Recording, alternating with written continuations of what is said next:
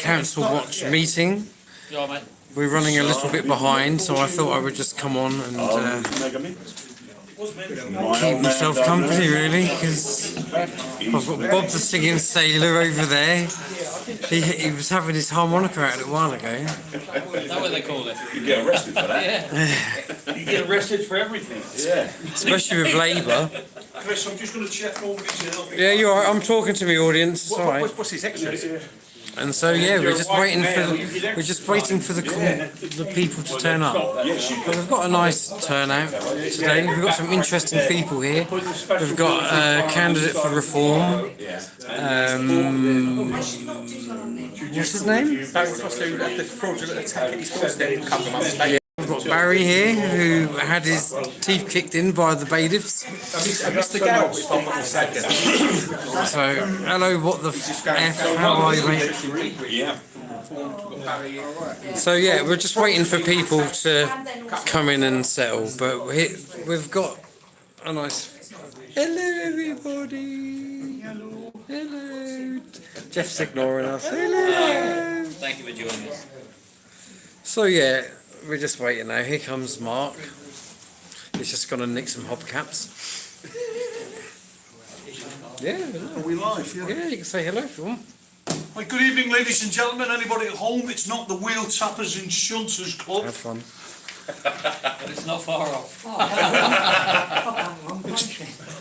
It's definitely Council Watch. Bit of a strange one because we're still in the month where we're usually in the month after, but just the way the dates are. I'd like to welcome Jane James, the Norfolk County Council, is here with us tonight. Various representatives from Reform are here, which is nice, and members of the public. Thanks for backing us up. So we'll just go through the agenda. I'd like to thank all the volunteers around the table. Thanks very much for coming out again, Dennis, especially yourself, thanks. And can you just make sure as we're going through, especially declarations of disclosable pecuniary interest, i.e. make sure there's nothing in the agenda that you're involved with that could be construed as skullduggery, yeah? Apologies for absence. I've heard from Barbara. Carl can't make it. And, Sean Stevens? No, and Alan can't make it tonight for various reasons, but it's the first time Alan's missed one. It is New Year's Eve today, ain't it? I just thought I'd add that for the Julian They're all calendar. out having a New Year's 13 Eve March party. 28. That's what it is. He's got his band set. Don't turn into Danny on me tonight, that's all I ask you. Alright, you know. Right, minutes, if anybody wants to see what we've been doing, full scrutiny of the council meetings, Chris has got everything on LSB Film Productions, and I have all the agendas on my computer at home, so if anybody needs anything from it, just speak to me or Chris, and you can catch up with what we've done. Okay, the first thing we're going to look at tonight, I'll do it the usual way. I've got a title, I'll do some bullet points, and then we'll open it up and go loud. So, public questions at the last meeting and the outcomes. So, I've got down, councillors still have their backs to the public and treat them with disdain. Councillors do not use their microphones correctly and cannot be heard. Security guards are still there, but I feel they're not needed. And taxpayers' money, I think, still being wasted there. Anybody got anything on those 3 points?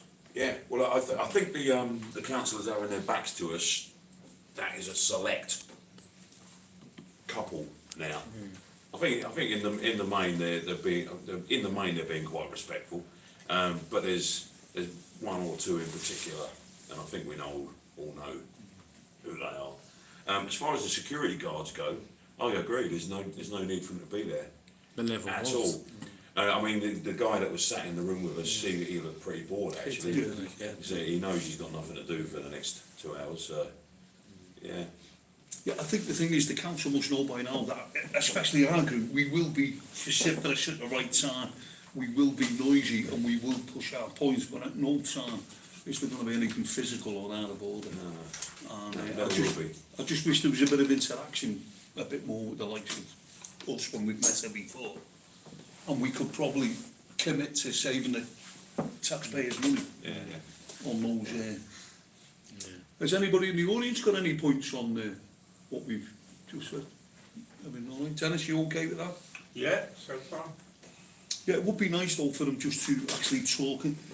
See, I think they should get rid of the microphone and stand up again, Dennis, because when they stand up and they naturally project the voice, especially if they look at the audience, and we'll hear them. But what they're doing at the minute is they're mumbling into the microphone.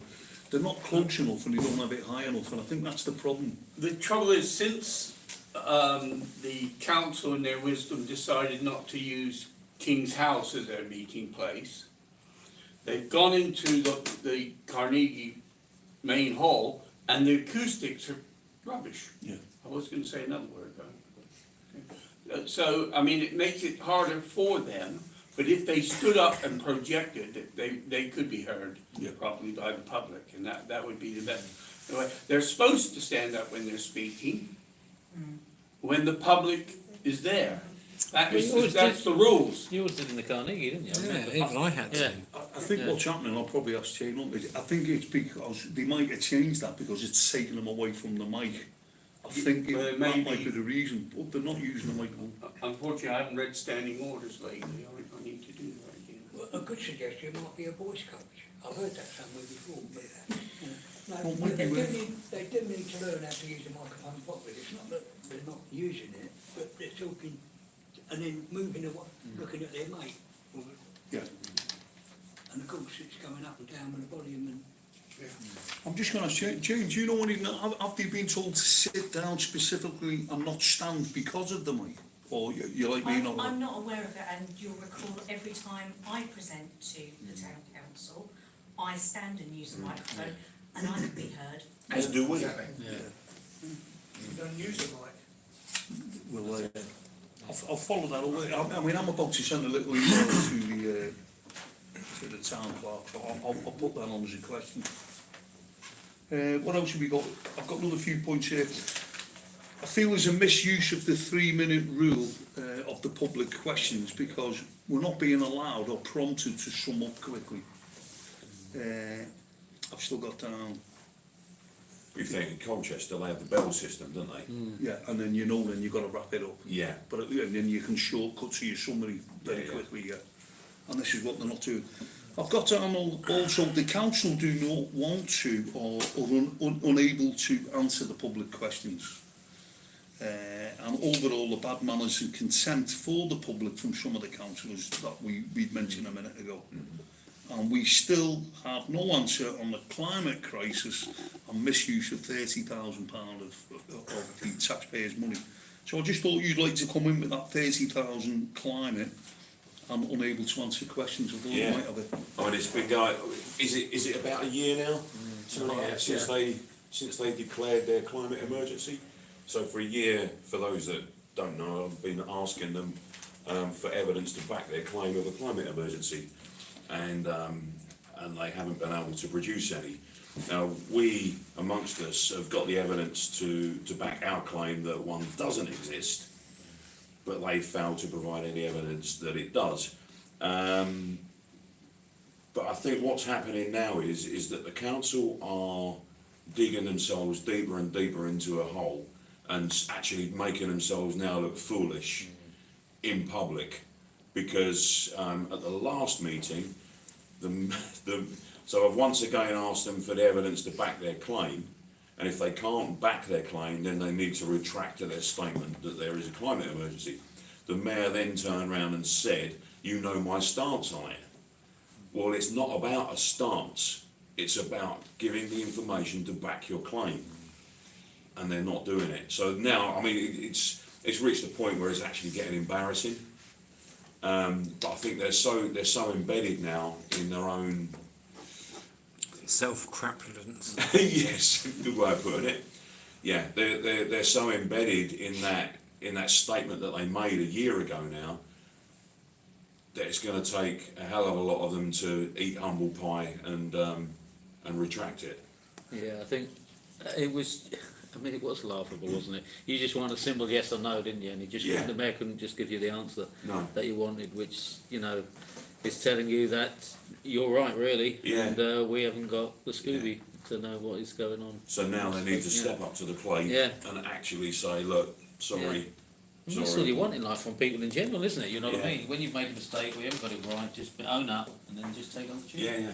That's what grown ups do. That's right. Yeah, one of the things I want to note, if there was Bloody time to call this! if there was a climate change of some sort, what would £30,000 do to cure it in Thetford? There's nothing they can do that would make any difference to a climate change if there was one.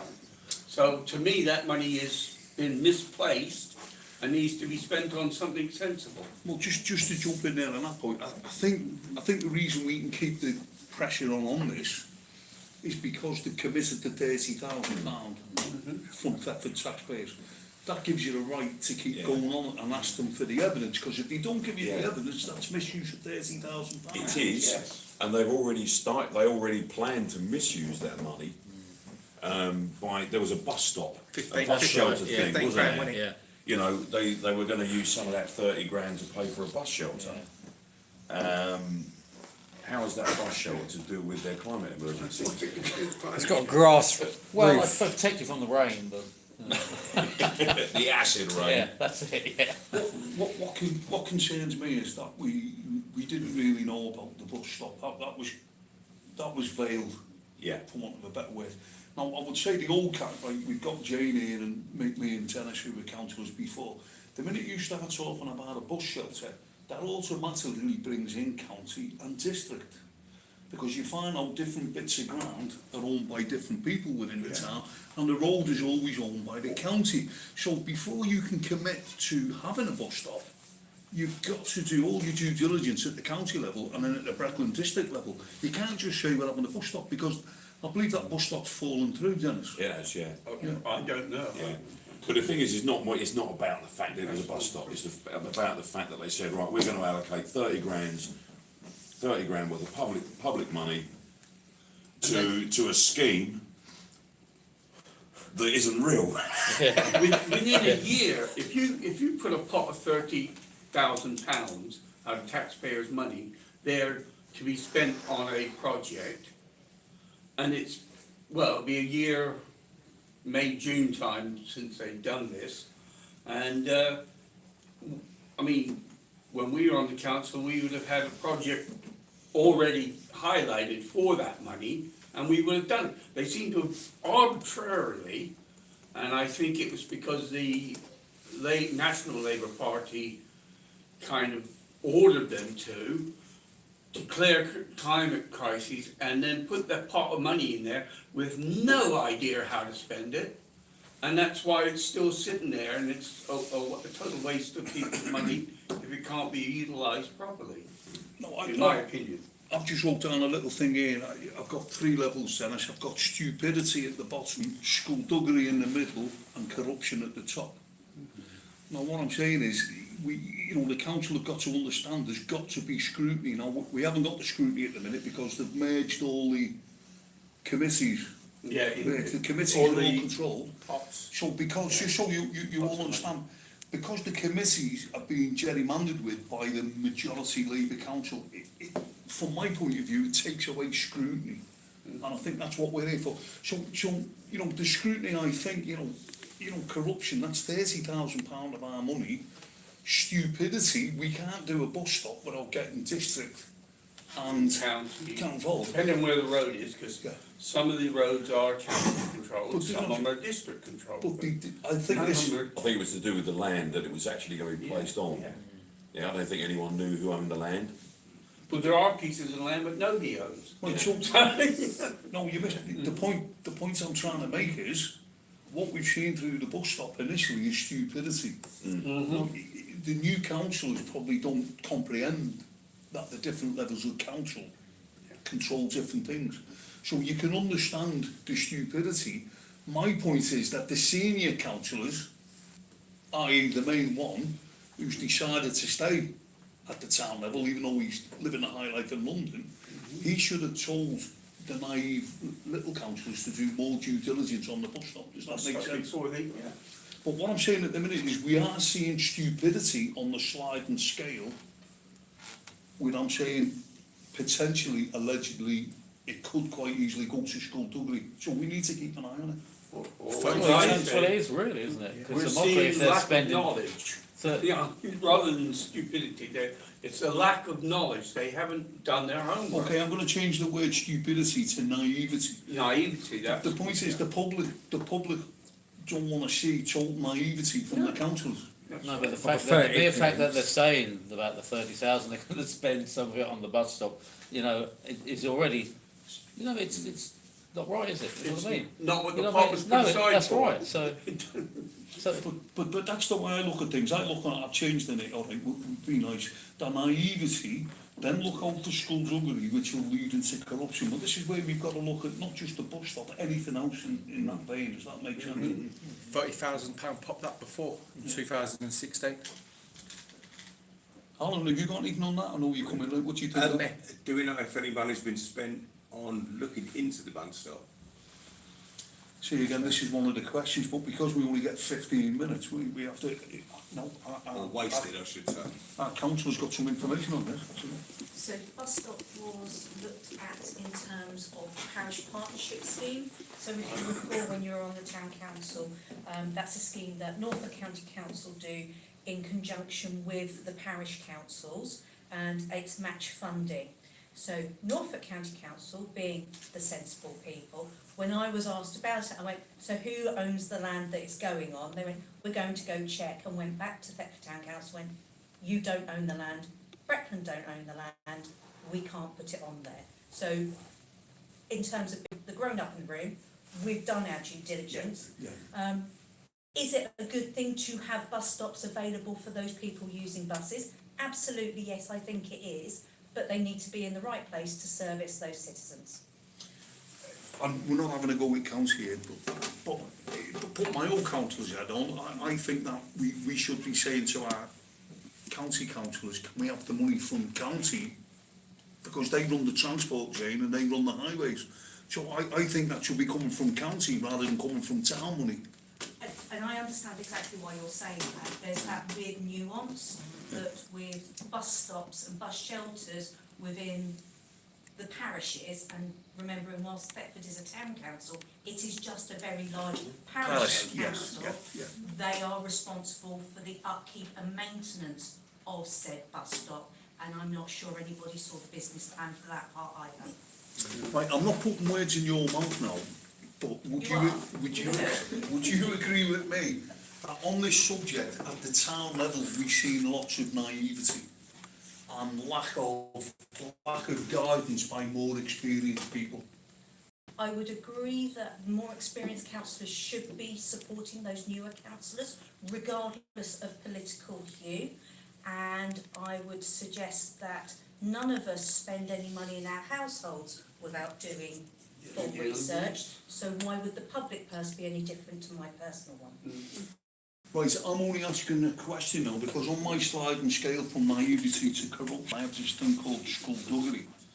Now what I'm saying is if you've got a one majority party, I've said it before on camera, with a lot of naive and inexperienced councillors, it's very easy for somebody who's more experienced to take them on a trail they're not aware of, and I think that's where we all, that is the reason why we've set this Thetford Council Watch up, is so that we can look out for stuff for that, and at least provide a bit of pushback.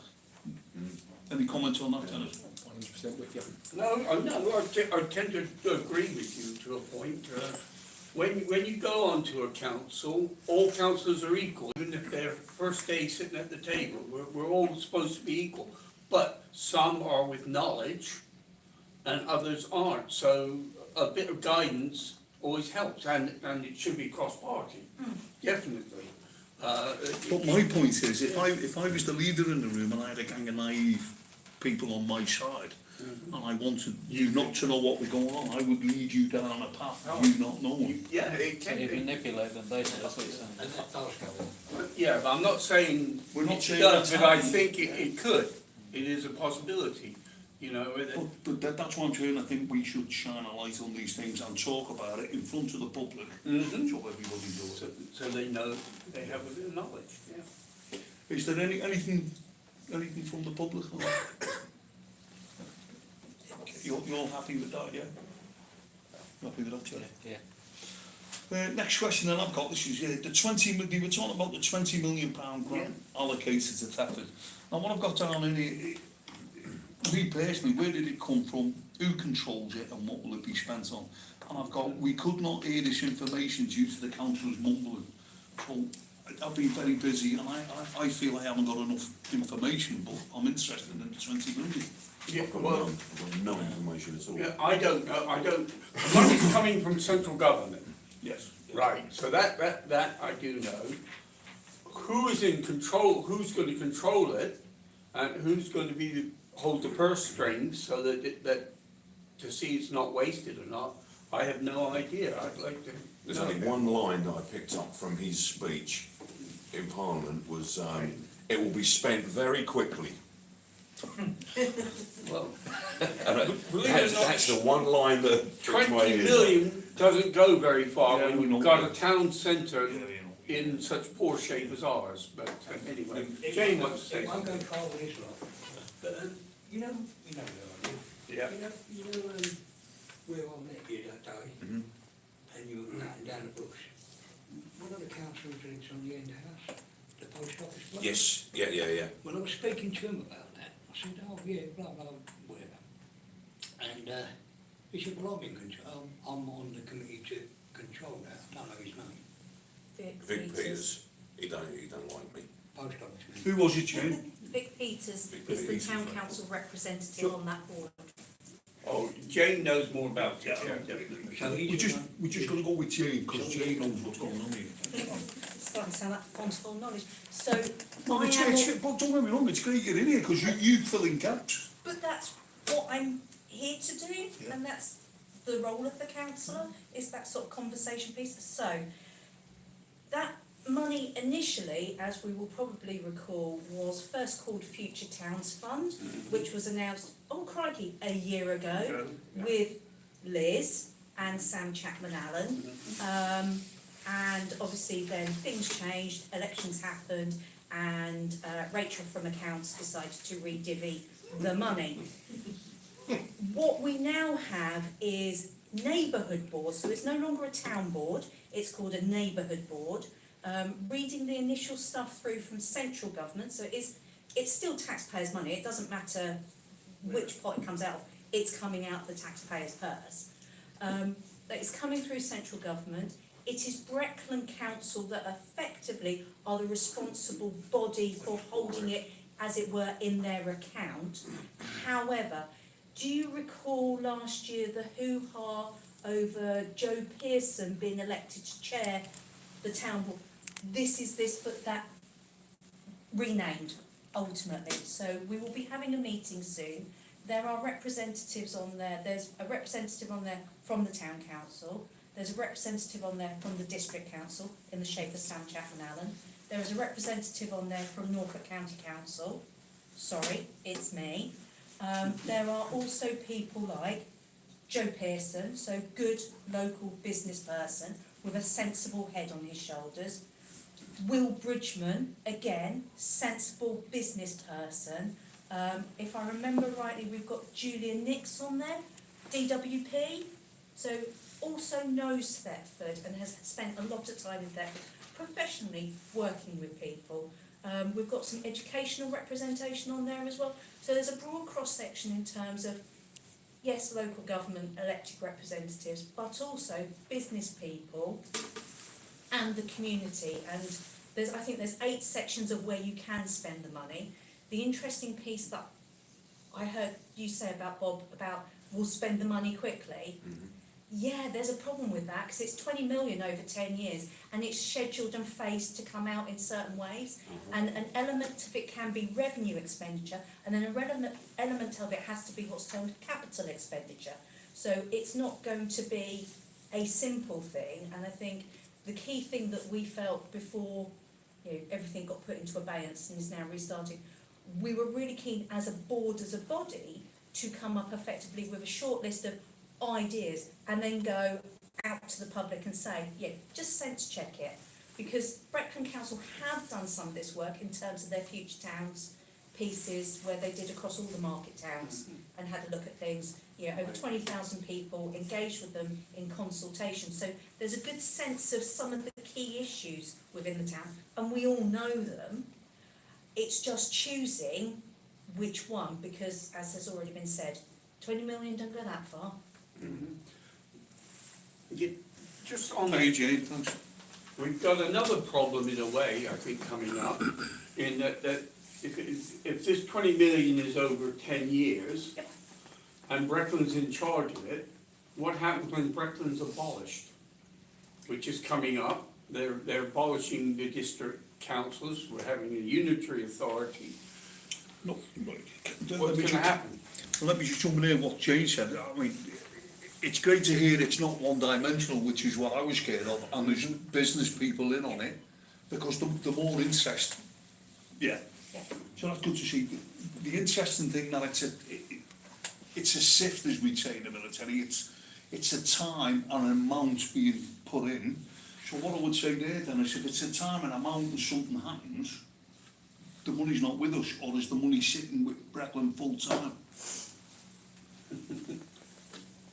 I don't know the drawdown arrangements. Yeah, I would say that the money would be put into Breckland from central at the right time, but not sitting with Breckland. Yeah. Who Breckland are not controls the going to- interest, Jane?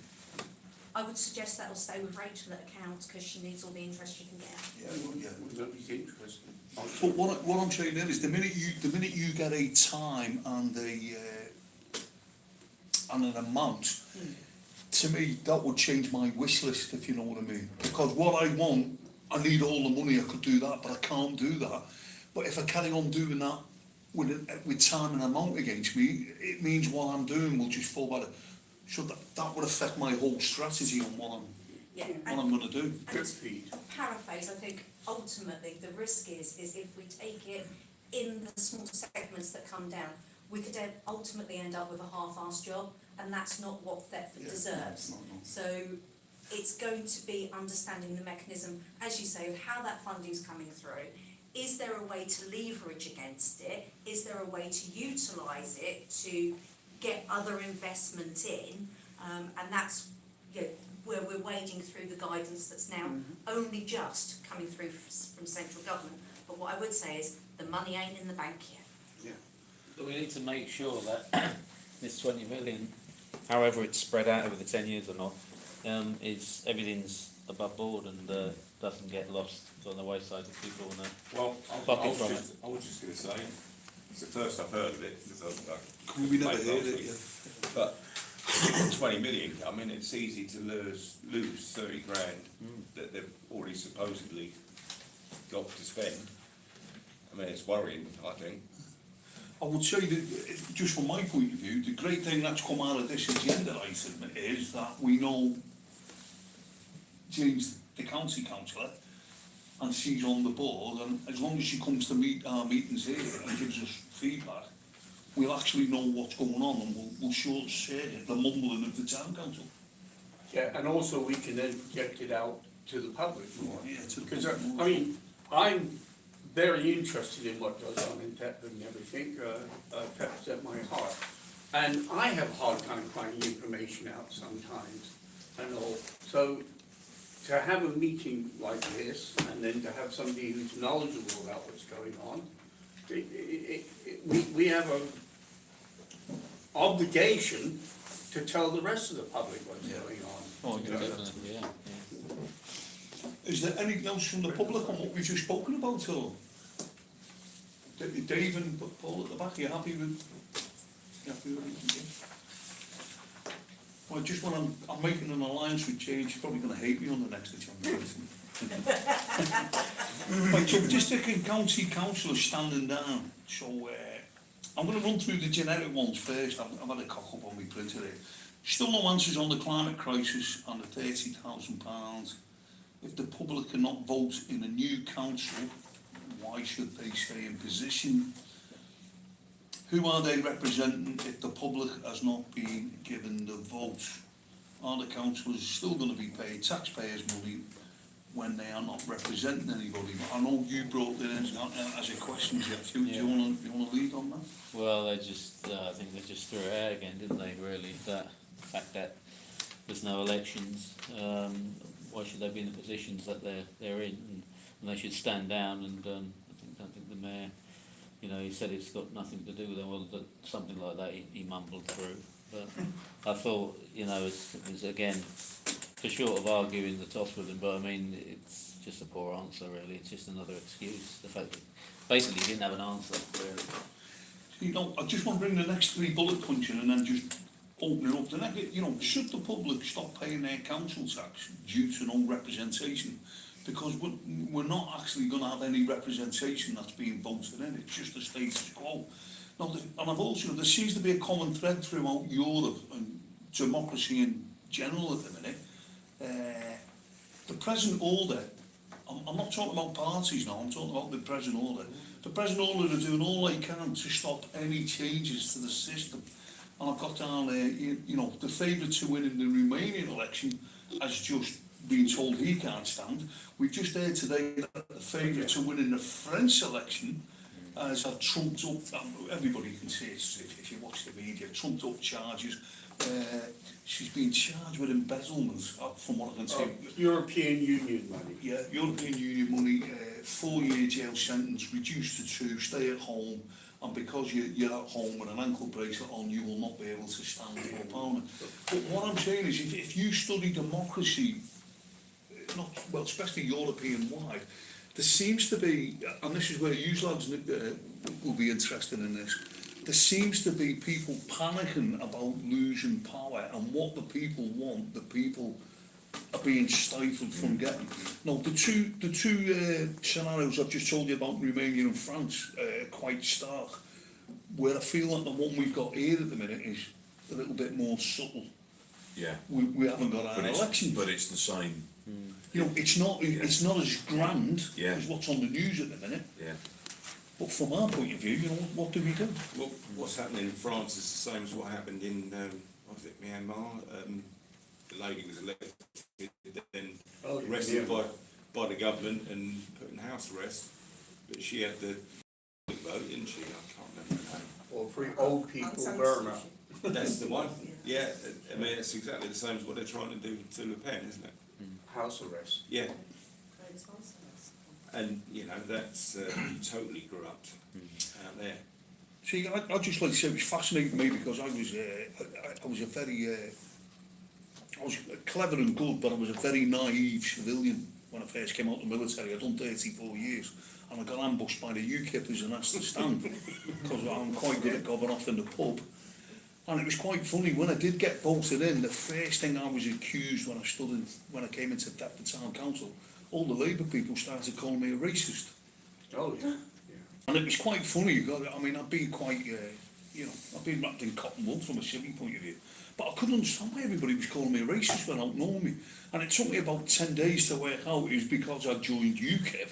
And because I joined UKIP, everybody was calling me a racist. And it would have been very easy for me to capitulate, but being a pain in the ass I am, I just ignored them and I had words. But what I'm starting to see is that anybody that's going against the system at the minute is being referred to as the far right. Yeah. We're not allowed, we don't seem to be able to say the far left. I think what they mean is right so far. Yeah. Well, it's anything to suppress the will of the people, isn't it? You know, the people are seeing what's gone on over the last 5 years. They're seeing the corruption. Let's face it. You know, they've used technology against us, but we've used it to expose them. And now they are exposed. They're doing everything they can to shut down change. This is their last stand, because the system that they set up for themselves in 1900-ish is in freefall now, isn't it? It's run its course, and they're cornered basically, and this is what they're doing to try and stop it. But as, again, another military expression, the nearest crocodile to our canoe is the fact that we've now got no elections for how long then? Only 2026, didn't you say, Jane? First Thursday in May 2026. First Thursday in May 2026. Allegedly. See, Well, I've heard They can put a lot of legislation in that time. And the problem being is, the system they're setting up again, I've been trying to look into it more often. And there is a consultation you can take on county council to give your opinions on these things. Whether it will make any difference whatsoever is another matter, but I'm always one for putting my opinion in, whether people are gonna listen to me or not. But, the consultation's there, but it's a done thing already, so why have a consultation on something that's already legislated for? It's just a placating the people thing, I think. With my twisted mind as well, I said to Mark the other day, those of us that do a hell of a lot of digging, we know that the voting system is corrupted anyway. As George Galloway says, it's two cheeks of the same arse. And so this for me is by withdrawing your right to vote, you're now going to be gagging and protesting and fighting for your chance to vote, which draws you back in to the system that we know is corrupt anyway. I know it's what I mean. It's The problem we've got, right, listen, I'm going to introduce now. We've got two gentlemen from Reform here tonight, and Santa. And I know David there's got his hand up, and he wants to say something based on what we're talking about. David? Well, Mark, I think this point about council elections is very important. I'd like to come back to that. Please. I think it would help if Mike and I introduced ourselves because we're new to your group. Yeah. My name's David Bick. I've lived with my family in a village here for nearly 35 years. I am what we call a communications specialist, so I've spent virtually my entire career advising companies, organisations and individuals on how to deal with media. Spent a bit of time on television myself. And also I was for 6 years an elected councillor in London. It was never my intention to get involved in politics again, local politics again, but things have just reached such a point now, I just felt I couldn't stand idly by anymore. And I think, Mike, you feel much the same way. Perhaps you just introduce yourself. Okay, yeah, thank you. Good evening, ladies and gentlemen. My name is Mike Westman, and as David just said, well, like David, I've been retired for many years. I was a secondary school headmaster. I worked short contracts overseas in some weird and wonderful lands. Prior to that, I was in export, including a time exporting a particularly good brand of Scotch whisky. So that's me in a nutshell. I've been living in this area. My roots with Norfolk go back 4 generations on my mother's side. I suppose, like most people, I've taken an interest in politics at a kind of casual level, but one of the things that really made me sit up and listen was when the council and district elections were cancelled, and somebody described it as an assault on democracy.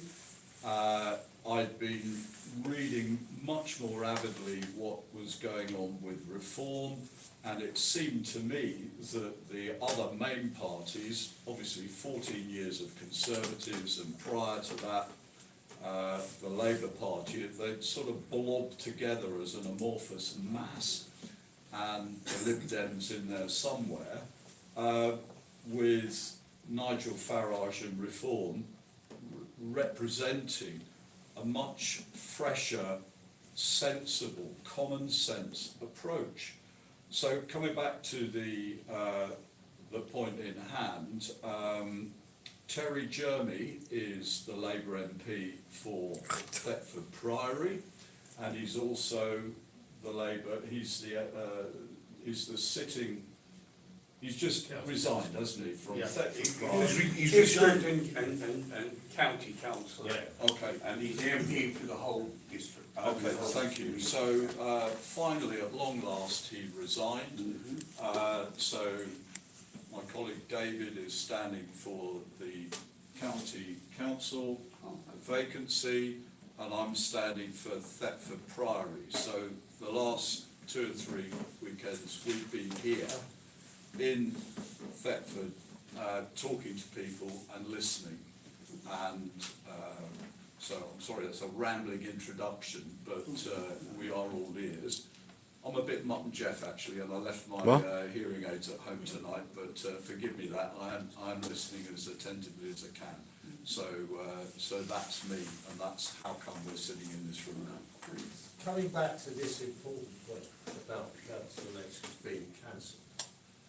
So you can understand why the Labour government did this. They knew they were going to get a tanking. What was a little bit more surprising to me at the time was that the Conservatives on Norfolk County Council went along with it. Now, I haven't looked at this analysis properly yet, but it's been told to me by somebody I treat as credible that one of the reasons they've gone along with it is that Norfolk County Council is going bust, or en route to going bust. That's not an uncommon story these days. But in any event, if the 84 county councillors had any moral compass whatsoever, they would all have resigned in time for May the 1st and created a general election, by-elections, so that everybody in the county got the county elections that they were due to have. There is no excuse. And if you come back to the point about payment, as long as the county councillors are county councillors and they're holding meetings, and you kind of have to have continuous government, then they will be paid. Now, but what is not justified is that they sit there for another year, 2 years, 3 years. How long is it going to be really? And they are not truly representative of the people. Well, Jim, I'm not being personal or anything. I'm looking at this predominantly from party, because I think this thing is that new. It's happened. I think people will personally make their own decisions over a period of time. But what does the party think about this? I mean, will you be telling tales out of school? Just say no comments if you need to. I'm just trying to get a feel for what the established councillors are thinking about this. Because you've got the public who haven't got a clue what's going on in the middle, who will wake up. You've got people like us at the bottom who are saying we're not having it. Where do the people at the top stand? So, for me personally, the facts are that change is coming within local government. Do we want to be on the front foot and make sure that we get the right deal for the residents of Norfolk? Hell yeah. If that means that we have to have that postponement, the question one has to ask oneself is that too high a price? Given all the work that we had done as a county council in preparation for the county deal and the directly elected leader, and bearing in mind that we'd postponed an election for a directly elected leader to coincide with the county council elections in order to, to save the taxpayer money, because an all-out county election costs about £1 million, which we all know can't be sneezed at in local government, whether the purse strings are tight or not. So you have those questions, and it's right that we're challenged on that. For me, does Norfolk deserve more investment? Yes. Is this a way of getting it? Yes. Is it legal? It is now, because central government has set the order to set aside the elections and postpone them, delay them. They are not cancelled because they will happen, because that legislation states, and I can only deal with the information that I have in front of me, that legislation states that those county council elections will happen first Thursday in May 2026. And I'm very mindful, and I know I've had discussions with colleagues here previously, I can't control Angela Rayner, particularly in her dress sense, just saying. But should she choose to change her mind, she will, and we will have to deal with that when we get there. Is it worth, and that's the other question, and actually I think it's really good to have a conversation about it. If she says we need to delay it, but you will get this much money and this much investment coming into Norfolk, we need to have that conversation. And when I say we, I think that's the key part. Yes, councillors, as elected officials, as of May 4 years ago, but also with residents. And I think Dennis has picked up a really important point, that there is a central government consultation at the moment on devolution. So that's not the local government reorganisation, which is the unitary piece.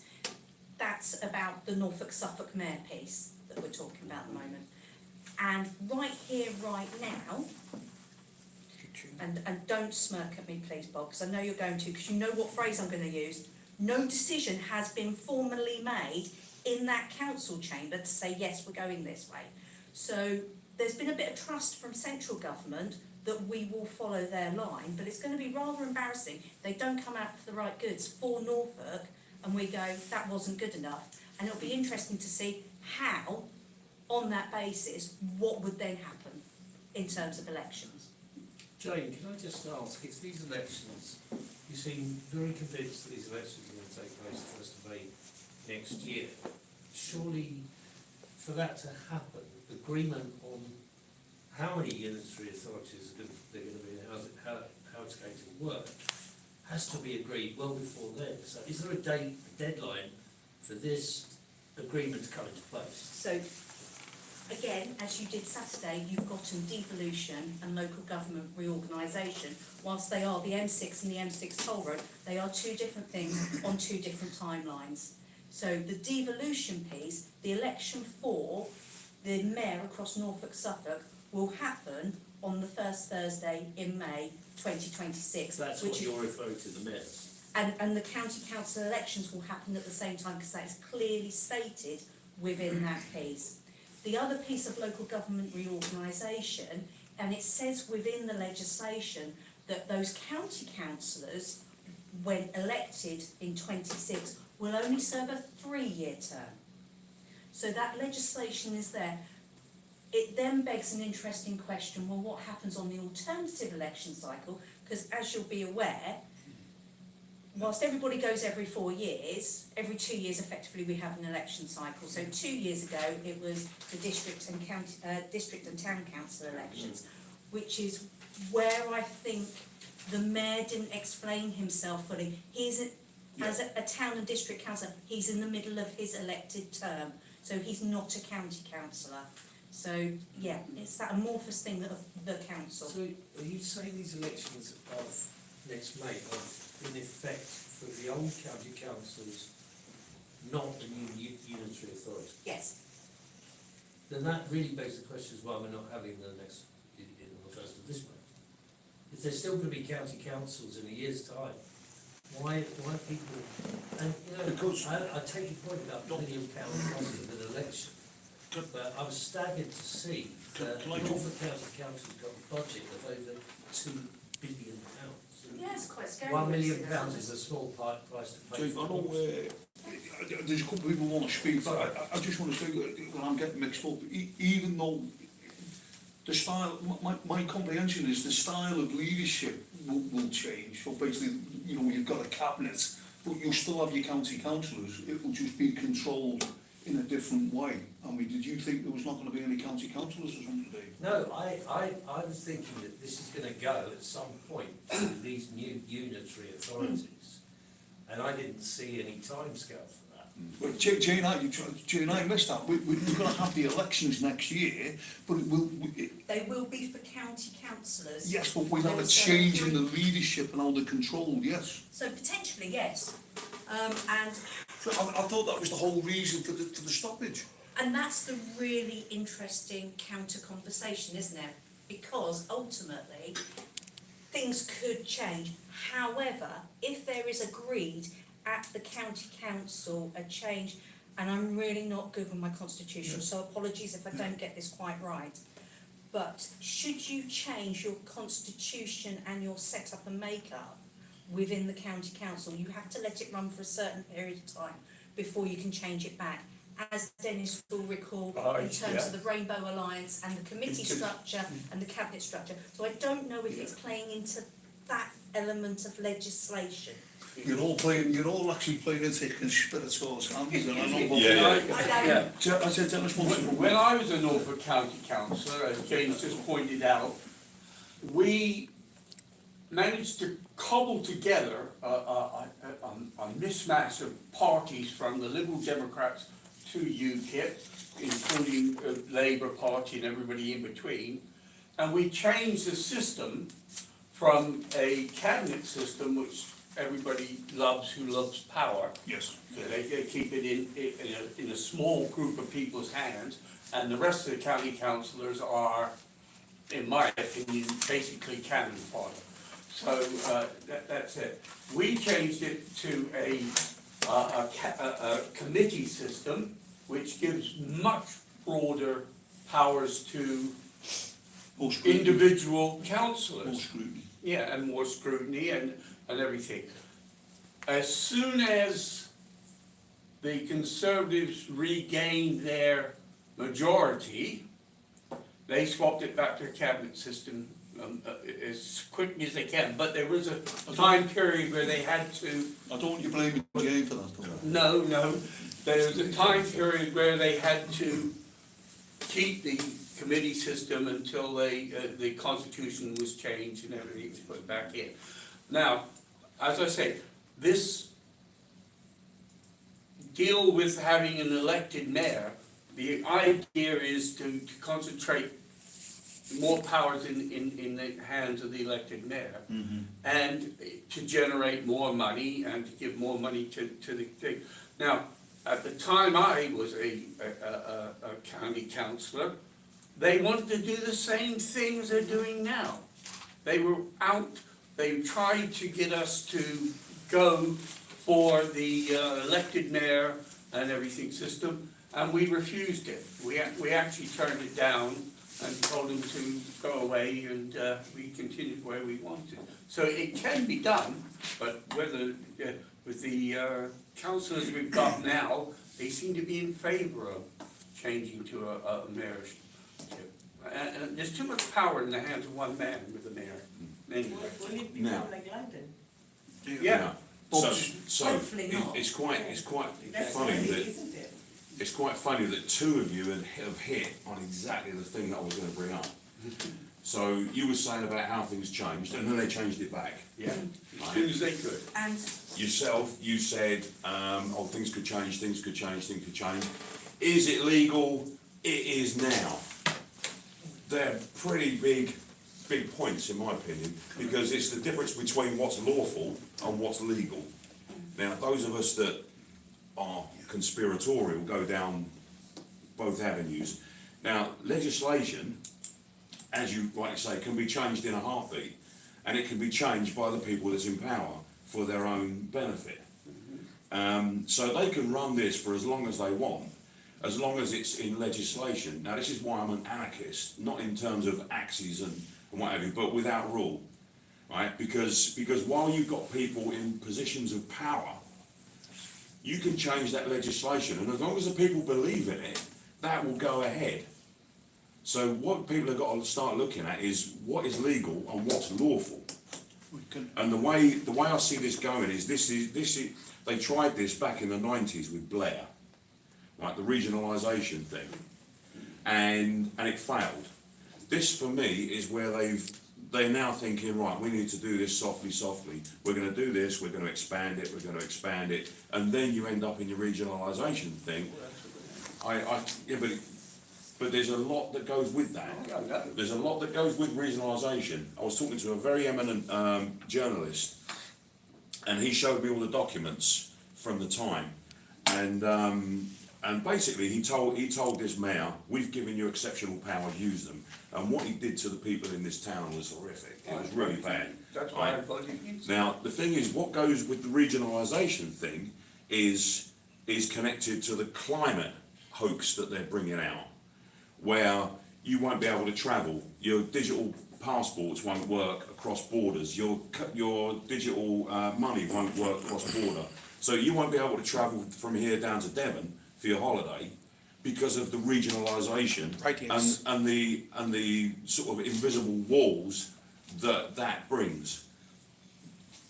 That's why, yeah, I could go on all night about that, but I won't. Well, because I feel like we need to do a bit of an introduction, especially we're all what you call, Dave, sovereign, used to be common law, but we're sovereign constables.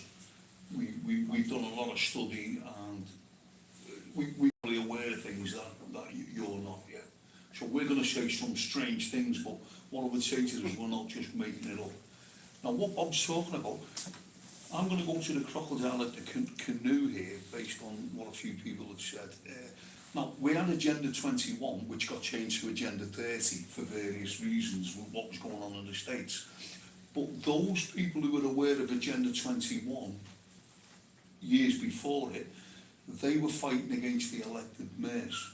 Because the elected mayors were meeting in major cities on a gingangooli all around the world, and the mayors were deciding what the rules were going to be for the people. Now, from what I can see, those mayors weren't going through committees and they weren't going through scrutiny. They had the power because they were elected mayors. Now, from what I can see, that seems to have come to a full stop when Agenda 21 went, and then it was kicked into the long grass and then re-erected as Agenda 30. So, once you give this elected leader power, there's no scrutiny on him. That's my point. The other thing, I wrote down a couple of notes. In our town, especially for the reform lads, we had a 24% turnout, and the incumbent councillors in with only 18%. So they're making a lot of so-called democratic decisions with only 18% of the electorate who voted for them. Now, I think at the national level, I might be wrong, was it 32 or 35? I thought it was 34%. So basically, what the councils are being stood down now in this reorganisation, that is being pushed by a government who's only got 34% of the vote. So I think the people have got every right to say, do you know what, I'm not having this. You're not on. I don't think they've got a mandate. It's just that I've found since I've become a councillor that people just don't comprehend how the system works. Now, I've always said to you, I think the fight is local. Yeah. If we're concentrating on the fight nationally, we need to fight locally. So that then brings us back to what do we suggest we do effective in this year's break that could be longer. Now, I'll just tell you the way I look at it. The system that we've got at the minute, I call the Plan A. Jane, keep me straight, they're looking at two other different plans, which I call Plan B and Plan C, just to generalise. Talking about local government reorganisation, Yeah. so that's the unitaries. So I call that Plan B. Yeah, so that could be, and within that, there's sub-plans, if we Yes. use that same analogy. Yeah. So it could be a single unitary across the whole of Norfolk, there could be two, there could be three, God knows where they'll draw with Yeah, but crayons on the map. Yeah, but if I say that's Plan B, you've then got this thing where you've got the elected mayor, yeah? Yeah, which sits over strategic, and I think that's the key thing that. No, here's my point though, rather than going into the detail, There's you're going into the detail, just keep it general for a minute. What I'm saying is, we're in a Plan A at the minute, the status quo, which is being cancelled. They're looking at Plan Bs and Plan Cs, and that's going to be presented to us on a 24% local turnout, 34% national turnout, and in the meantime, we haven't got anybody that we've voted in. Now, I think that instead of sitting there idly, I'm talking about us, we should be looking at our Plan D. We should be saying to the people, we don't think Plan B and C, and we definitely weren't happy with the Plan A anyway. Well, when they say what the Plan D is, let's go local and let's have our borough back. Yeah, 100%. No, if we get, I've said about the parish polls, Dennis, you were going to lead on this, and I did present the papers. I know, but we've lost it in the thing since then. All right, we'll find it again then. But my thoughts potentially, if we could run some sort of parish poll within this time period of the year, explain to people what we're talking about in here and how it works, instead of paying your money into the centre, because you Dave, you probably don't know where your council tax money goes, do you? Oh, I've got a shrewd idea. Yeah, you think, we know where it goes, you know, there's a lot of death and destruction with it. Where I think we would be suggesting is we pay it into a local pot, and we fill the holes in for Mrs Jones and Mrs Brown, and pick all the rubbish up in Thetford, paid with our money, and because we have a large surplus, if the likes of Bridgham's got a problem, there's only a few people there, we're good Christian people, we'll go and help them out because we've got money in the pot. You're But at the minute, describing what the county council should be doing. Yeah. That's exactly what you're describing. yeah, but the problem that, I would say, I don't want a big fight with you, until you comprehend that all the councils are a business registered on Dun and Bradstreet, and they're only there to make money.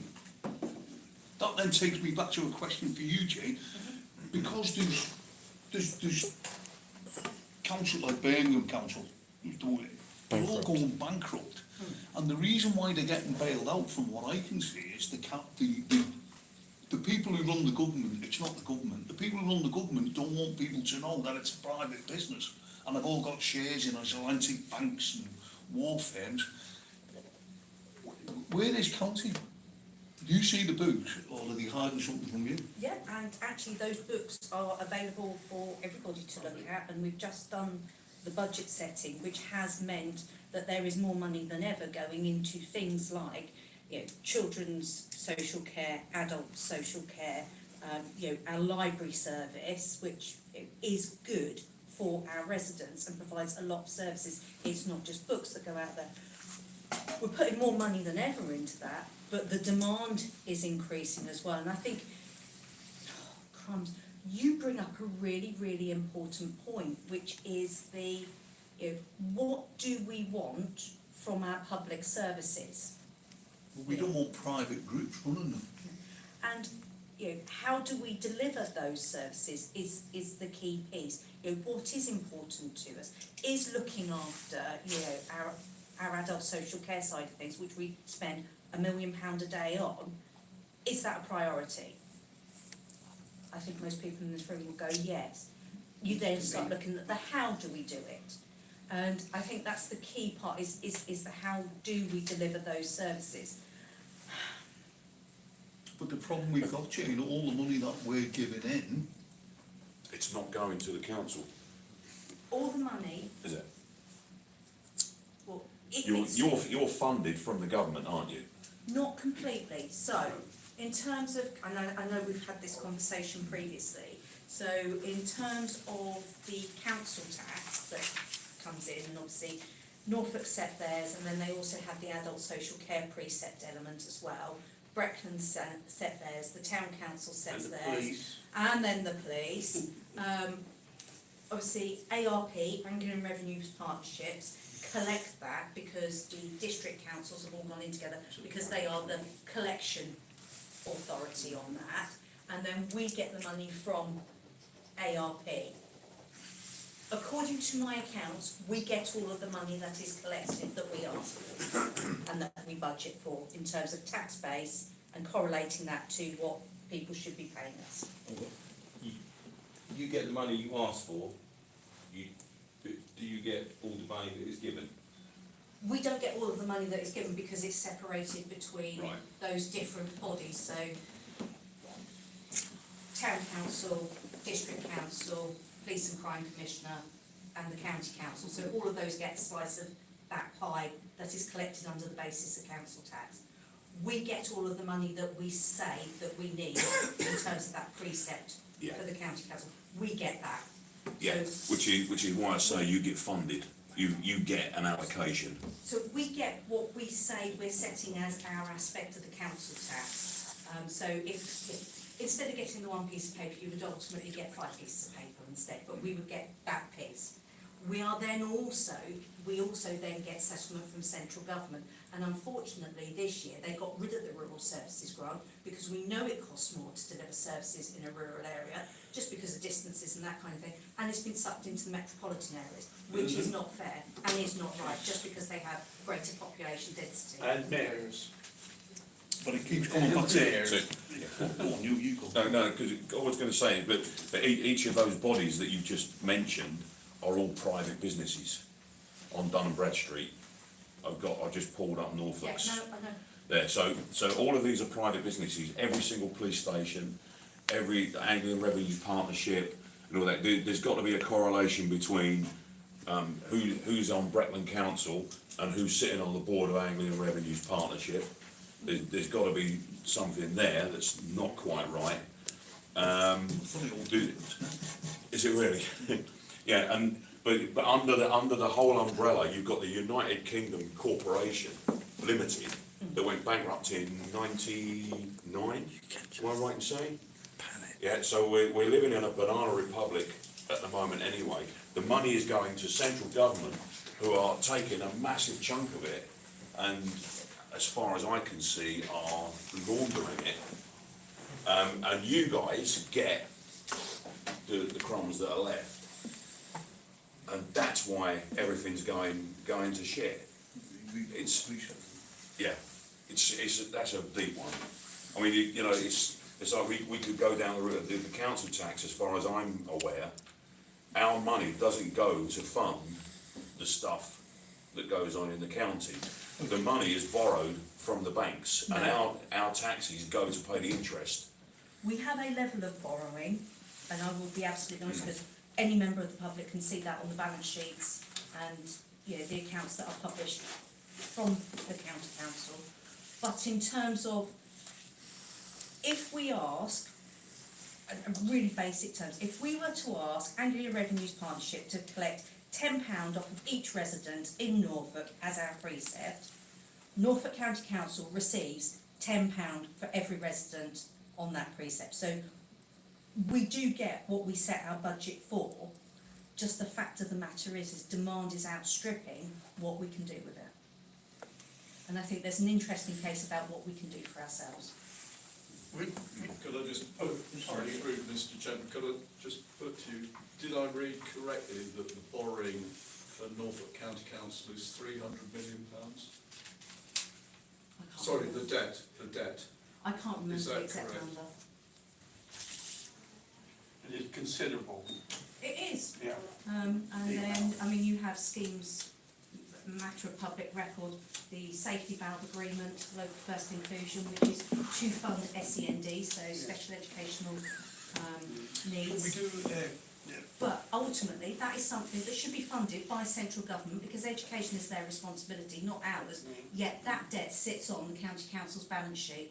It's our credit card that's being overmaxed, and it is the residents of Norfolk that are funding that effectively twice, because they're already paying for that through their central taxation. I'd just like to, I think the next agenda item will overlap this, so I'm going to introduce the next agenda item because it's having overlap.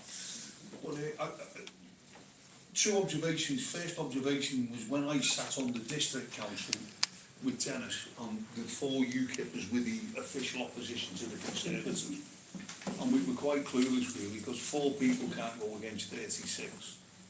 But we went in one day and there was an agenda item to write off the unpaid council tax. And I found it quite strange. I was asking Dennis didn't quite have his finger on the pulse on it either at the time, did he? During the meeting we started asking the cabinet members, can we do this? Can we write off the debt? And they wouldn't speak to us, so we all abstained. And it was a substantial amount of money, but Breckland District Council wrote off the unpaid council tax for a year. Now basically what we've found out since as a team is what happens is that debt is sold on.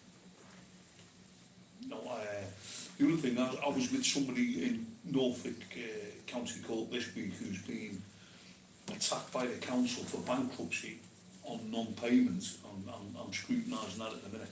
So I'm involved, or we are involved in a lot of what's going on with council tax tonight. We have a gentleman in here, Barry, who's been on the sharp end of it. So I just want to introduce the bullet points and get you talking. Private debt collectors in Thetford. They are a private corporation masking as council workers. They are misleading the police who turn up when called by the debt collectors. Thetford taxpayers need to be briefed on their rights. Now we do know the private debt collectors were sent packing from your establishment, yeah? The council are aware of this.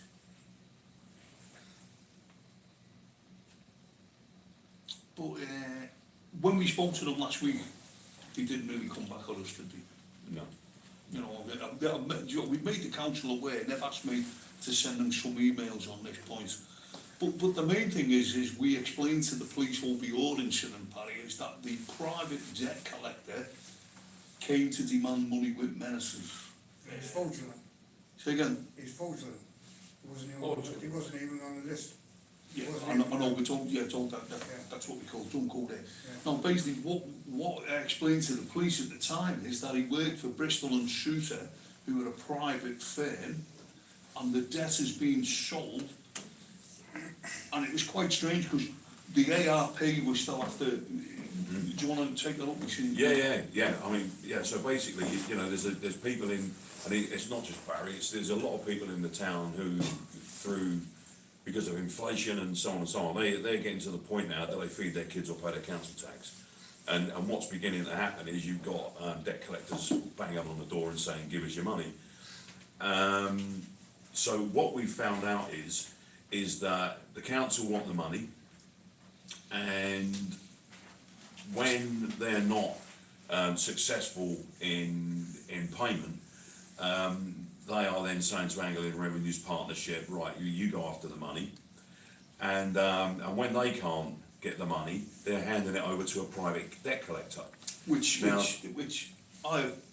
Dennis have personally been in a boat on that. So we cannot hide from that, Dennis. Yeah. So now the really disturbing thing is that you've had your personal data passed across to an outside third party interloper who's now chasing you for a debt, but you've also got Anglian Revenue's partnership still chasing you for that debt that they have just sold on to a third party. So instead of owing the original amount, you now owe double because you've got two people chasing you. Is that correct? Yeah. Yeah. So basically the council, I've asked Thetford Town Council and said, can you approach district about this? So they've asked me for more emails.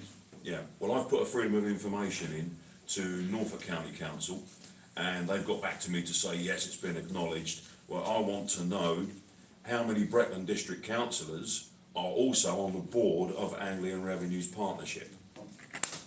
So they're going to get back to me on that. When you spoke to the council about that issue, did you see the councillor that we always speak about, where he has his back to us? Yeah. Did you see the councillor? He wanted to shut it down. He went. Yeah. He did not want that question asked. He did not want that question asked, Mark. So I think possibly he might be the man that would give the answers, because the mayor and everyone else is oblivious to what goes on. We believe that man obviously knows, otherwise he wouldn't make that gesture. You actually said, are there any Brecon councillors here that would like to comment? And while you was talking, he was trying to stop you from asking the question about the Local Government Act 1888. So that says to me that these Brecon councillors, they do know what's going on. Otherwise, it's something that stinks. Yeah, because if he can't answer that basic question, it's not a basic question, it's a difficult question, but if he can't answer it, why was he doing this? Yes. And then you'd have to answer, why was he doing that? Yeah. And we know he was doing it because everyone saw him. Yeah. And it's on video. It's on there, isn't it, Chris? Yeah. So we know. So he. See, my point, this is what I'd say, Jane, to yourself, and you are going into it, is when you go in and become a councillor, or you get involved in politics, you're very naive, and when you go in there, you automatically think that system you're getting involved in is the correct system. That's me looking back at it. Dennis was our leader of UKIP, so he had to go and meet the dignitaries when we first went in as the official opposition. And what was the first thing you were told? The first thing I was told by a sitting councillor who's been there for a while was, don't treat this as a council, this is a corporation and we're here to make the money. That is exactly what the gentleman said to me direct. What have I just been saying? And on the town council, we went into one of our first meetings, and I was told by some of the other councillors who had been there for a considerable amount of time, you are junior councillors, you're new people, you're just sit there for 2 years and learn before you say anything. And they had no right to say either one, you know, the district councillor, at least he was honest enough to come up and tell me these things, and he did it outside the meeting, where the town councillor basically said in the meeting, just sit there and be quiet for 2 years and do as you're told. And that was the attitude of the people who had been on these councils for many years. You know, we didn't sit there and do as we told, but, you know. Well, but my point is, you're going into a system, you're new and you don't comprehend the system, and you think that is the system. Now, my point, reflecting on it, is going back a few years, we weren't in the dire straits we're in now, from a monetary point of view. The money had a little bit more value then, and there wasn't wolves at the door. The problem that we've got now, once you understand the monetary system, the banks and what's going on, this system that we've not took any notice of because we thought it was the system, it's now impacting people at the lower end massively. Now that's forcing people not to pay, that's forcing people to scrutinise, and that's forcing us to see that these are private companies who are buying data and debt and coming after people. Now, that's now going into our territory as sovereign people, because we know under the law of the water, corporation law, it's a contract, and it's contract law. And there's no contract being signed between the person who's can't pay and the people who are chasing them. So that then makes that null and void. But what the debt collectors are doing is they're calling the police and saying, we're here from the council and we want the money off that fella. And then if that fella then gets a bit vociferous, the police then are getting involved. And you know what I'm saying? And that's the thing, the police are naive. It was only when we called on, we said you better phone your sergeant. The sergeant turned up and put the rest of the constables straight. The other thing is that we know for a fact that this guy turned up with fraudulent documents.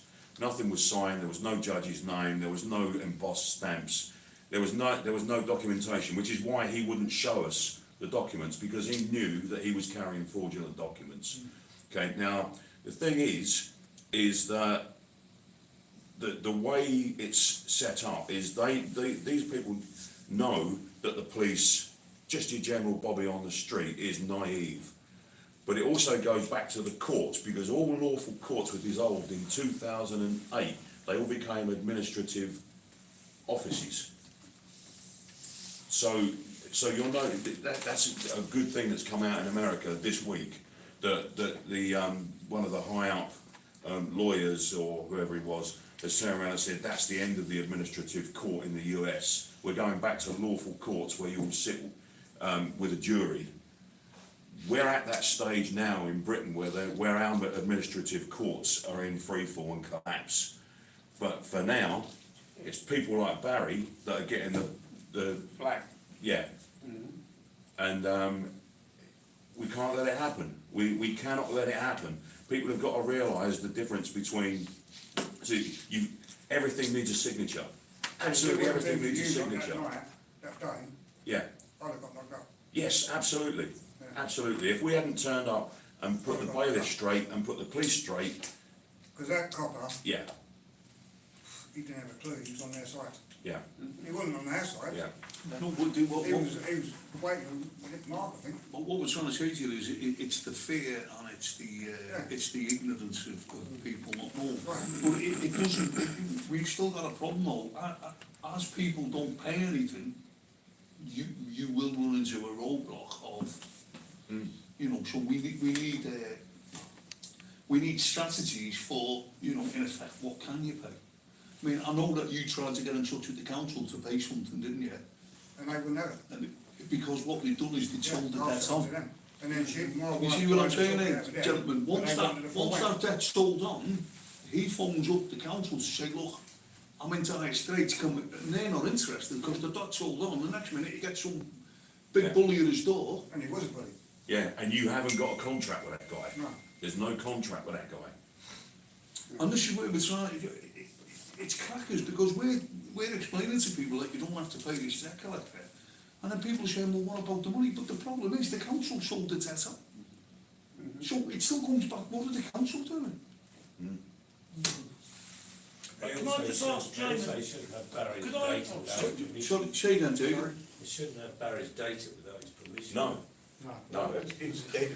And that's when you do have to challenge the debt collection agency, then Bristow and Suter in this case, you know, because they have broken GDPR regulations there, and they need suing for it. Yeah. But you did say that on the video. And in revenue partnership have broken GDPR regulations, one for sending it and one for receiving it. Yeah. Could I ask Jane a question, Mark? Yeah. Jane, you remember my wife giving you the letter? Yes, Yeah. We still haven't heard anything back from that letter. really. No, not a word. No, Jenny was onto that, wasn't she? Jenny was Yeah. onto that and had, And she took it to, the flagship on that commission, wasn't it? and said we would get an email or Yeah, something. so they've had no follow-up, No. thank you. I'll pop her a Not a message word. now. And this is very. How many people? My wife paid a £30. I can't really remember all about it. You remember what it was about, Jane?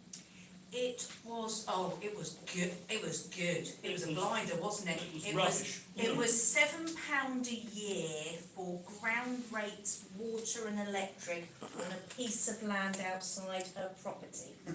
If I Yeah. remember rightly, from the emails. So my wife, Yeah. she paid it. Just paid it. She just paid it. Thinking, Yeah, and then she challenged it and said, "What's all this?" Yeah. And I said, "No." She rang them, and they didn't query it. They reimbursed her the money straight away.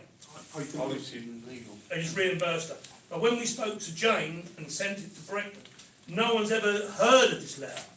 No, it wasn't sent to Brecon. Oh, sorry. It was Flagship, because it was Flagship who had invoiced it. Yeah, but in no one the ever, first no place. one's ever seen No, that. so I'll chase that up with. Yeah, well, what I'm more concerned about is, surely I'm not the only people who've ever had a letter like that. So, Apparently you were though, that was the it's random impossible. thing. Yeah, exactly. Really, it's impossible. It's impossible. That's me. That's yours, mate. So I'd like that, if you could, Yeah. you know, thank you. She's literally just messaged me because she is watching live. Oh, Power sorry. of technology. Tell him I will chase it up on Wednesday when I go. Thank you. You're welcome. That Thank is you. local democracy in Yeah, action. thanks. Sorry about that. That Well, I was don't my know, main hospital. it's really because James heard what's going on before, just for Mike and David.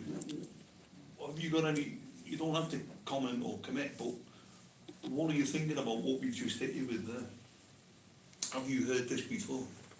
No, I mean, what you told me the other week, No, I looked at and what for tonight, I think there's enough grounds here for a proper panorama investigation into the town council. I just, It's the housing association. and I think the other really sad thing is, as Jane said earlier, town council is effectively a larger parish council. They should be non-party political. You know, you've got 18 members, there's 14 Labour parties, it's like a fiefdom. It's a choice of the parish council themselves, whether they're a political or a non-political organisation. Thetford Town the parish council is a development when we used to have a borough council when I first came to the town. And the borough council was definitely a political body, so it's just carried on from there. So most councils I think are political, but there are non. Would that be legislation? Well, It's legislation. yeah. Woking's non-political as well. But can I just break in, because I mean, I, as I said, I come straight out of the military, got land in this. What I was quite chuffed about with Thetford, you had the Conservatives who've been in power majority, you had Labour kicking the door down, and you know, down at the lower level, we know people are not that corrupt and they don't. But what happened is you've just got the two cheeks of the same backside, as George said. What happened with UKIP coming in, and you had a couple of strong independents in the town.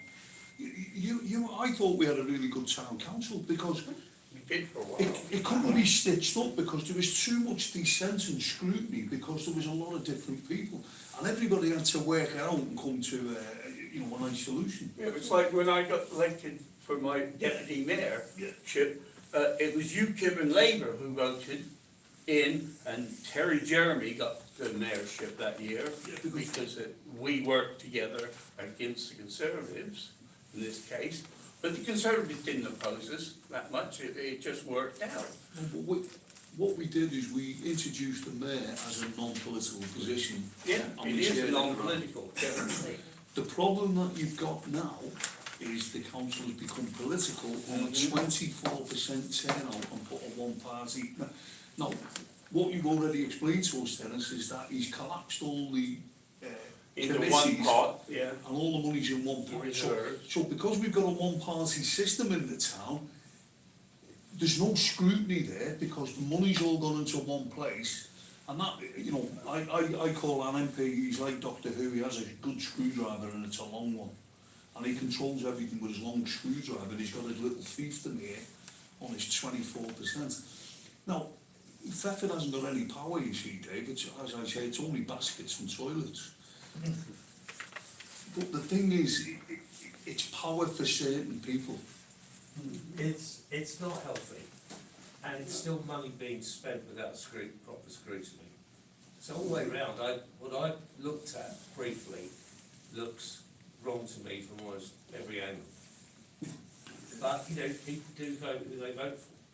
And until you've got more people encouraged to get involved and you get back to that better mix of people.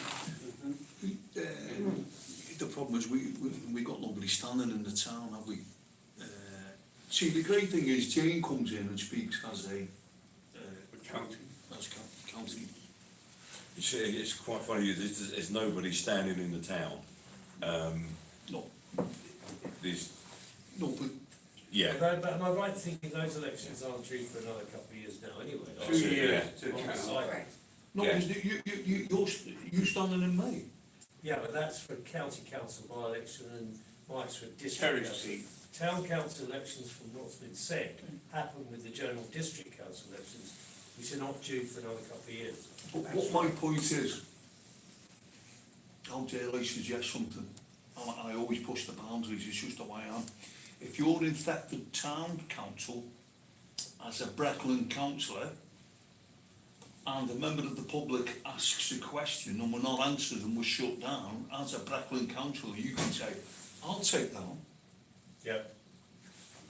And I think. And at the minute, the only one that we'll have that won't even near that is Jim. And actually, Mark, if that's what is happening, then if we're elected on the 1st of May, that's the sort of thing we should be doing. If you're not getting proper answers out of these people, because they must, you know, if they're spending public money, they've got to be subject to the proper scrutiny. Can you see why we think this forum here is very important? Yeah, I agree. Because there is, otherwise there's just absolutely no one questioning them.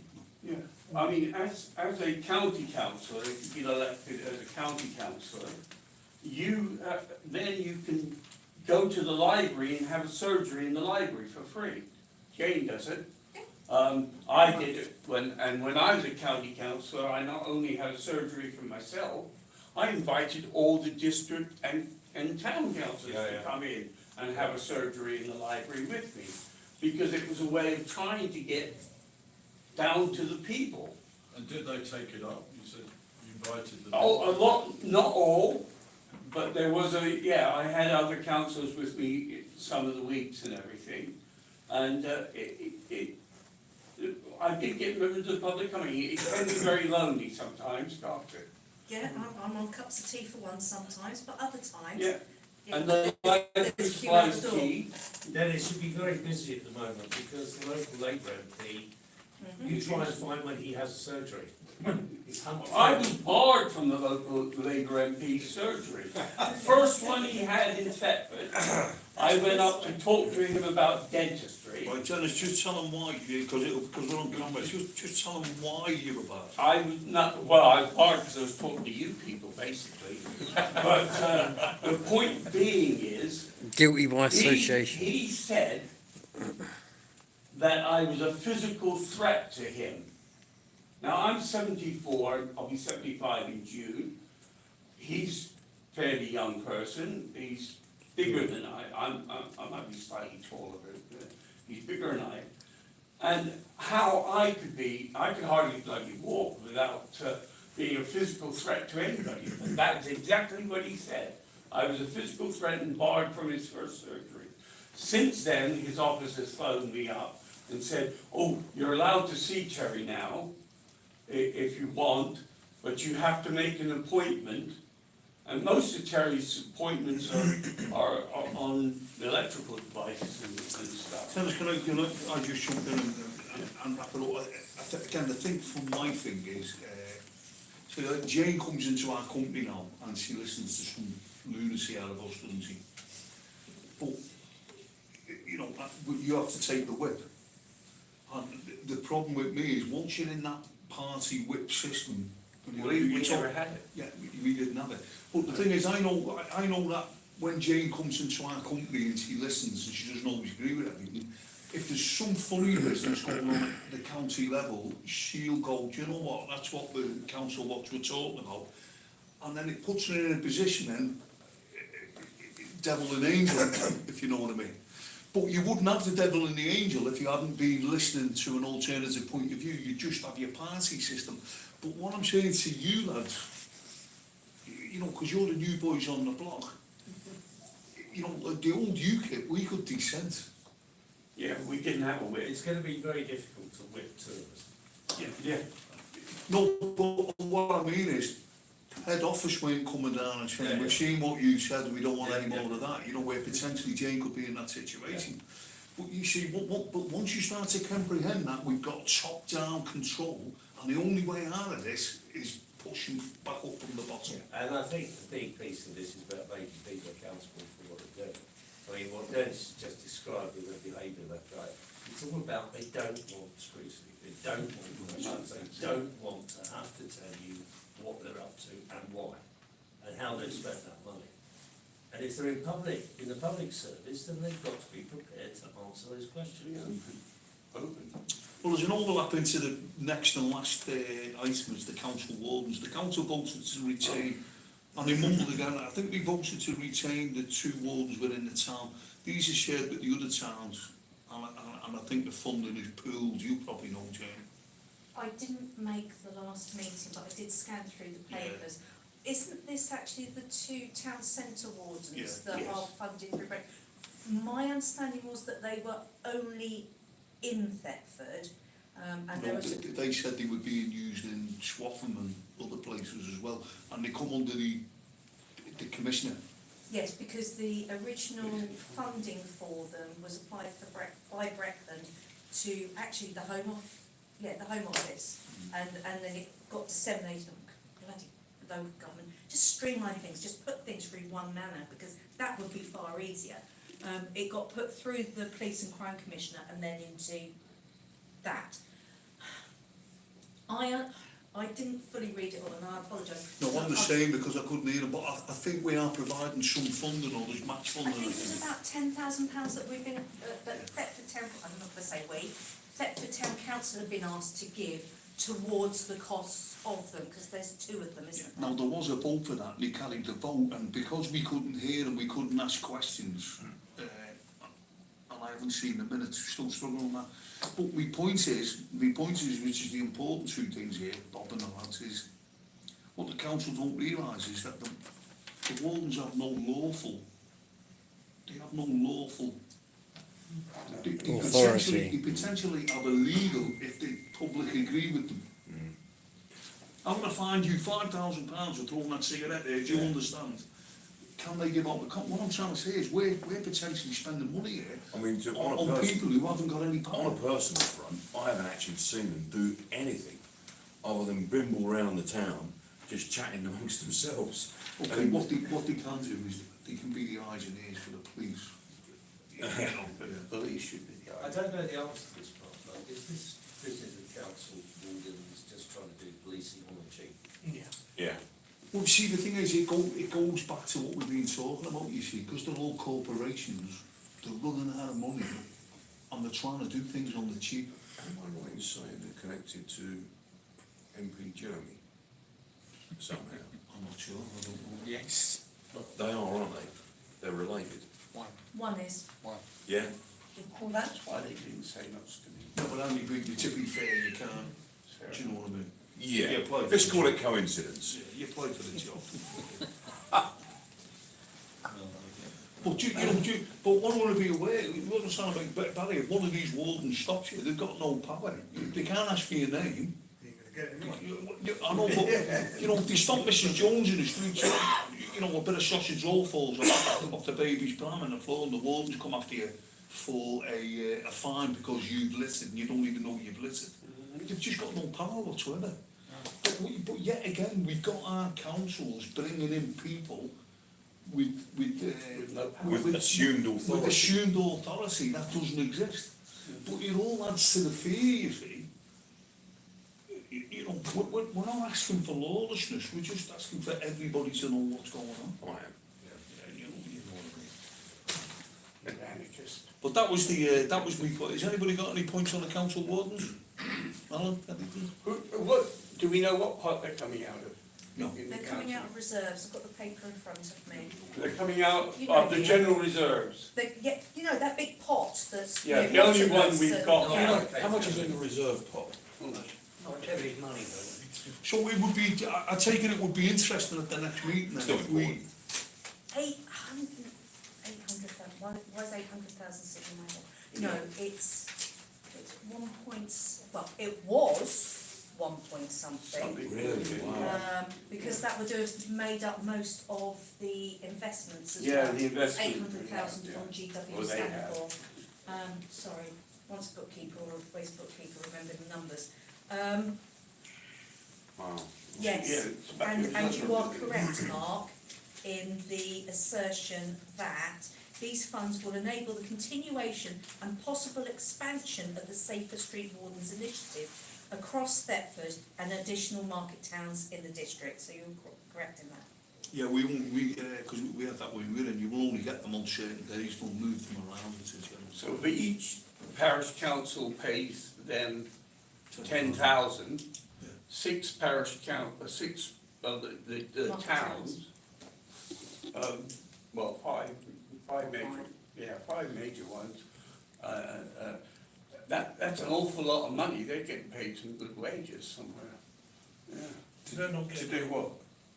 What do they do? To wander around and be a presence, that's all they can do. No, well, basically, you do go to some of the bigger towns, and you've got these street wardens going around and pulling you up for litter and this, that and the other, you know. But the thing is, they then turn into little Hitlers because they've got no power. But just, and then after I know up in Liverpool it ends up fighting. So you then got a proper breach of the police, and the police come when they could be chasing burglars because it was started by the Yeah, wardens. you do see a lot of it on YouTube, don't you? Yeah. There's a guy that goes around, basically follows the street wardens and informs the public while they're being picked on, Yeah. if you like, and and he explains to them the fact they've got no powers and what have you, and he says just go into that private shop, just go into that private shop, they can't follow you in there, and No, but it's just, you know, more money for what? I think it'd be worth asking what they've actually done with the next meeting. And find out what. that'd be interesting. Have they raised any fines yet? Revenue for the town? We don't want fines. I know, but it's a question. I saw quite some time. Right, before we wrap it up, is there any more questions from the public, Santa? No, the wardens, are they supposed to be going around every day or? on No, Saturday? that's just saying they only come in on certain days because they're shared with other towns. Alright. Yeah, They're only swap on them 18 and a one. half hours. Oh, 18 and a half hours. Okay. That was the original funding piece, sorry, I'm just, reading the letter from the leader of Brecon Council and the Police and Crime Commissioner. Allegedly, by continuing and expanding this initiative, we can further reduce low-level crime and antisocial behaviour across the district, enhance safety and confidence for residents, businesses and visitors, provide a proactive presence to deter crime before it escalates, strengthen partnerships between local authorities, businesses and law enforcement. One final thing that I want to bring up. Hold that moment. I suggest that the only way that what he's just said would work would be to have me and Bob as the wardens.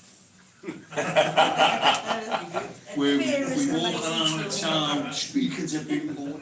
Education. I think that's the only, you can only get away with that through education and character. Yeah. You can't have somebody going around saying, pay me that because you've done that, because they just start fights. That's me point. Yeah. And one final thing is about the Nolan principles of the conduct of a certain councillor.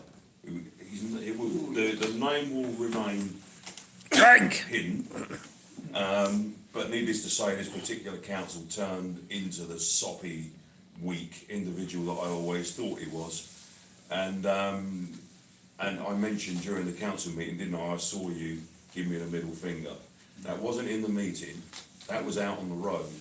Oh, right. And it was a middle finger through the windscreen, followed by wanker. Through the, yeah, so that's the quality of this particular councillor. And on that note, One more question. It made me laugh.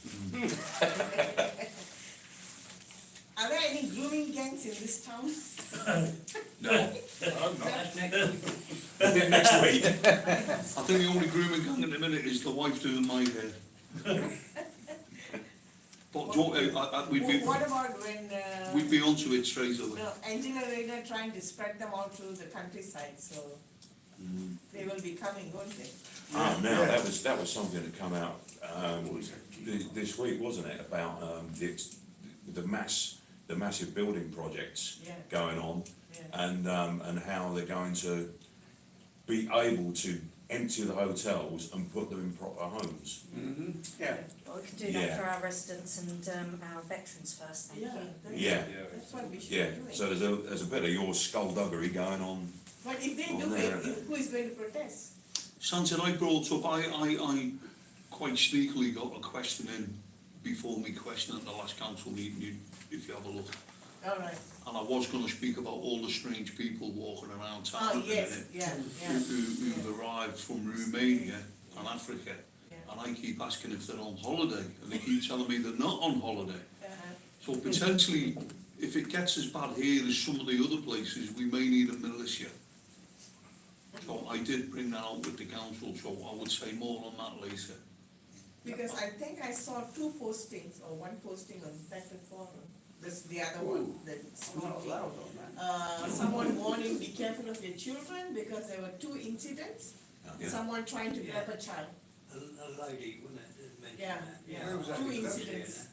Trying to grab a child. Santia, we had an expression in the military, especially in Northern Ireland, absence of the normal and presence of the abnormal. And it's how you stayed alive, and there's places playing with my mind at the minute. That's all I'm saying. Mark, thanks for telling us about this meeting, and on a lighter note, I've never spent so much time listening to an Everton supporter. These are the crosses we bear. Well, there you go, people. That's the meeting concluded. Hope you've enjoyed that. Thank you to everyone who's actually stayed and watched the whole thing. It's been a long meeting. And anyone going to Cambridge or lives in Cambridge, make sure you drive over Mill Road Bridge and do not contract with the council. There's nothing they can do. There you go, you've heard it here. Look after yourselves, take care, and I'll speak to you all again soon. Bye for now. Get that one in.